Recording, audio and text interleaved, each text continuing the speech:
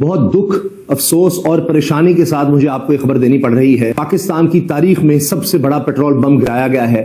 अब देखिए, Iran Israel युद्ध के बाद दुनिया भर में तेल पर एक बड़ा संकट मंडराने लगा है। श्रीलंका से लेकर बांग्लादेश तक पेट्रोल पंपों पर लोगों की लंबी लंबी कतार लग गई है। लेकिन सबसे ज्यादा बुरे हालात अगर कहीं पर हैं तो वो पाकिस्तान है।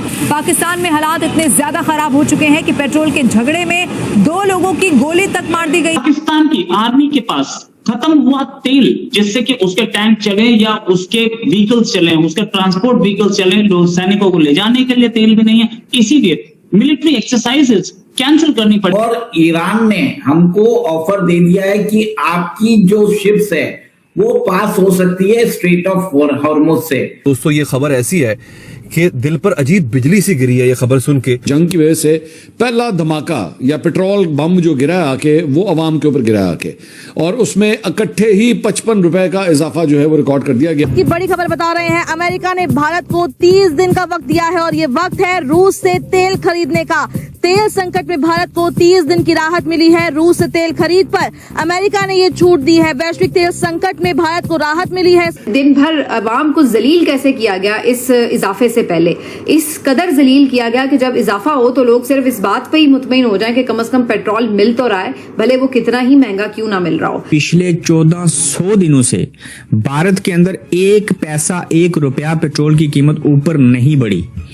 1400 दिन 4 साल बनते हैं। में सबसे महंगा पेट्रोल पाकिस्तान में हो गया 55 रुपए लीटर, इन्होंने कीमत बढ़ा दी है। अब ईरान के साथ हमारा जो सिविलाइजेशनल हमारा जो रिश्ता है, ईरान ने उसको एक तरह से तवज्जो दी है। हम लाते हैं टॉक शोज और अनलिमिटेड एंटरटेनमेंट सिर्फ यूट्यूब पर। अगर आपने अभी तक हमारा चैनल सब्सक्राइब नहीं किया तो अभी सब्सक्राइब करें और बेल आइकॉन को क्लिक करके हमारी लेटेस्ट वीडियोस के बारे में अपडेट जानें। पाकिस्तान में पेट्रोल की किल्लत की हालत इतनी खराब है कि पंजाब प्रांत के सियालकोट में पेट्रोल को लेकर हुई लड़ाई में एक युवक ने 2 लोगों को गोली मार दी। कराची में अफरा तफरी, इस्लामाबाद में लंबी कतारें, लाहौर में बेकाबू हालात। पाकिस्तान से आई इन तस्वीरों को देखने के बाद मुनीर शाहबाज लापता हो गए। तालिबान की पिटाई और ईरान इजरायल युद्ध ने पाकिस्तान का बेड़ा गर्क कर दिया। पेट्रोल डीजल के लिए पंपों पर लंबी कतारें लगी। इस्लामाबाद से मुल्तान तक अफरा तफरी मची है। 1-1 लीटर तेल के लिए 10-10 घंटों का इंतजार। पेट्रोल पंप के बाहर सिर्फ और सिर्फ लंबी लाइन है। क्योंकि आपको पता है कि चहमगोइयां शुरू हो रही थी कि जनाब पेट्रोल प्राइस बढ़ जाएंगे, और ये भी चहमगोइयां साथ ही शुरू हो गई कि जनाब पेट्रोल की किल्लत भी हो सकती है, जिसके बाद एक जाली किस्म का पैनिक जो है वो क्रिएट किया गया। और पेट्रोल पंप ने यहाँ पर जो मालिकान है उन्होंने फुल अयाशी का, फुल लूटने का प्रोग्राम बनाया और उन्होंने सोचा कि जनाब होर्डिंग कर लो, क्योंकि खबरें ये आ रही थी कि हुकूमत जो है वो 25 से 30 रुपए जो है पेट्रोल के ऊपर बढ़ाने जा रही है।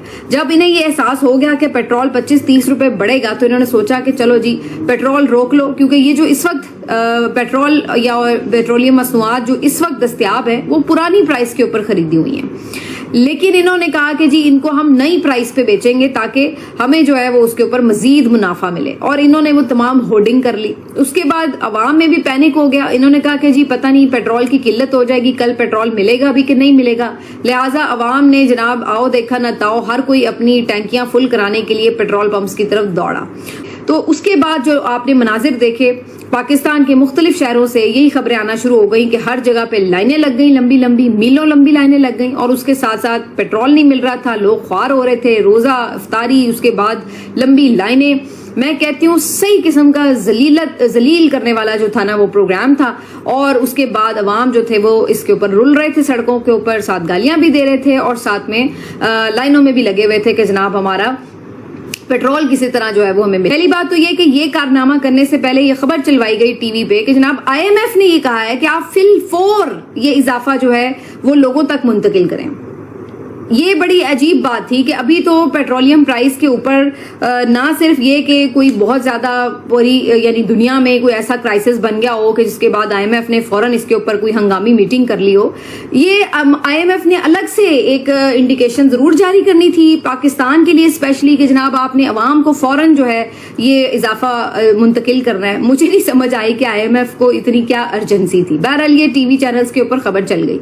उसके बाद हुकूमत बैठ गई और फिर रात सुबह 11:10 के ऊपर एक प्रेस कॉन्फ्रेंस होती है। इसहाक डार साहब बैठते हैं, साथ में वजीर पेट्रोलियम बैठते हैं और वजीर खजाना बैठते हैं। और बजाय इसके कि आप शर्मिंदा हों, बजाय इसके कि आप इस बात के लिए कोई दर्द महसूस करें कि यार हम एक बहुत सख्त अनाउंसमेंट करने जा रहे हैं, तो कम से कम हमारी शक्लों के ऊपर ही इस बात का कम से कम गुमान हो लोगों को कि यार हमें एहसास है कि लोग परेशान होंगे इस खबर से, उल्टा उस प्रेस कॉन्फ्रेंस में आके अपनी तारीफें शुरू कर दी जाती हैं। ईरान ने हमको ऑफर दे दिया है कि आपकी जो शिप्स है वो पास हो सकती है स्ट्रेट ऑफ हॉर्मुज से। उन्होंने बोला है कि सिर्फ जो वेस्टर्न शिप्स है और इजराइल की शिप्स उसको ब्लॉक किया जाएगा। अब ईरान के साथ हमारा जो सिविलाइजेशनल हमारा जो रिश्ता है, ईरान ने उसको एक तरह से तवज्जो दी है और हमें अलाउ किया है। सबसे बड़ी बात है कि 2022 से पहले हम रशिया से 2% ऑयल लेते थे अपनी energy needs. Bharat every day उसको 5.5 million barrels per day oil import करना पड़ता है। रशिया से हमने ये जो मात्रा थी वो 40% तक पहुंच चुका था लास्ट ईयर, और अभी हमने उनको यूएस के दबाव में 40% से 20% किया। जब हाई में हमने उनसे एक टाइम पे 2.1 million barrels per day oil खरीदा था, जो आज भी 1 million barrels per day oil हमारे पास है।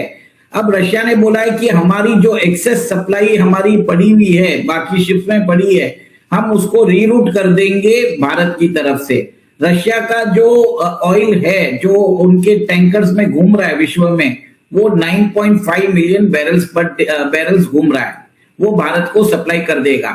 अभी अमेरिका ने बोला है भारत को कि हम आपको 30 दिन का वेवर देते हैं कि आप रशियन ऑयल खरीद ले सकते हैं, क्योंकि ईरान वॉर के कारण एक तरह से ग्लोबल एनर्जी शॉक आ सकता है। इस पर उन्होंने ये भी भारत के सामने शर्त रखी है कि हमें अमेरिकन ऑयल भी खरीदना पड़ेगा। देखिए अमर जी, अब ईरान जो है, जो सऊदी की रिफाइनरी अरामको पर उन्होंने हमला किया है, इराक की रिफाइनरी पे हमला किया है, इराक ने भी अपने जो प्रोडक्शन जो है वो कट कर दिया है। और अब देखिए कि कतर एनर्जी ने अपनी जो गैस आउटपुट है वो एक तरह से उन्होंने बंद कर दी है, और बताया जाता है कि 2 वीक्स के लिए बंद की है, और वापस वो प्रोडक्शन, आज का प्रोडक्शन लाने में उनको एडिशनल 2 वीक्स लगेगा। तो 1 महीने तक कतर का गैस ग्लोबल मार्केट से आउट हो चुका है, और इसके कारण ग्लोबल एनर्जी शॉक्स चालू हो गए हैं। देखिए ये मैं आपको बताता हूं, जैसे भारत के अंदर अदानी ने जो गैस है उसके दाम बढ़ा दिए हैं इंडस्ट्रियल यूसेज के लिए, वो उन्होंने 3 गुना कर दिए हैं। और ये भी देखिए भारत के अंदर जो MRPL है, मैंगलोर रिफाइनरीज पेट्रोलियम लिमिटेड, जो हर दिन 3 लाख बैरल पर डे जो ऑयल प्रोसेस करता है, उसने अपनी रिफाइनरी बंद कर दी है। भारत के अंदर जो टाइल जो है, मोरबी के अंदर टाइल बनती है, वहां पर इंडस्ट्री पे फर्क पड़ रहा है, और वहां पर कम से कम बहुत सारे 50 से 100 यूनिट तो इमीडिएटली बंद हो चुके हैं। अब देखिए ग्लोबल शिपिंग कॉस्ट बढ़ चुका है, ग्लोबल फ्राइट कॉस्ट बढ़ चुका है। अब ये देखिए LNG जो शिपिंग रेट्स था वो 650% बढ़ चुका है। 40,000 था ये दाम, 40,000 USD था, वो अब बढ़ के 3 लाख USD हो चुका है। ये एक तरह से ग्लोबल एनर्जी सप्लाई शॉक की तरफ बढ़ते जा रहे हैं। और आप देखिए कि भारत अपनी 89% जो अपनी ऑयल है वो बाहर से इंपोर्ट करता है, और गैस भी हम इंपोर्ट करते हैं। देखिए सबसे बड़ी बात है कि भारत जो है अभी उन्होंने जो ऑल्टरनेटिव भी चालू कर दिए हैं देखना। अब ऑस्ट्रेलिया और कनाडा ने बोल दिया है कि हम आपको ऑयल देने के लिए तैयार हैं। पाकिस्तान में ऑफिसेज और स्कूल, कॉलेज, यूनिवर्सिटीज को भी ताला लगाने की बात की जा रही है, ताकि जो है वो पाकिस्तान में जो है वो बचाए जा सके एनर्जी को, और एनर्जी क्राइसिस जो यहाँ पर इस वक्त शुरू हो चुका है। और जाहिर है कि पहले से कोई तैयारी नहीं थी, कोई किसी को ख्याल नहीं था कि इस तरह से लड़ाई शुरू हो जाएगी और वो लड़ाई बढ़ जाएगी। तो अब जाहिर है कि ये सिलसिला बढ़ता हुआ दिखाई दे रहा है, और पाकिस्तान में इस चीज को लेकर काफी ज्यादा परेशानी है। अब ठीक है, वर्क फ्रॉम होम वाले लोग जो हैं वो तो चले किसी तरीके से कर ही लेंगे, लेकिन बाकी लोग क्या करेंगे? ये स्कूल कॉलेज वगैरह जो इन्होंने बंद कर दी। तो आपको ये वीडियो कैसा लगा कमेंट बॉक्स में जरूर लिखिए। इस वीडियो को लाइक कीजिए, शेयर कीजिए, सब्सक्राइब करना ना भूलिए आपके चैनल EFC को। तो मिलते हैं अगली वीडियो में। जय हिंद।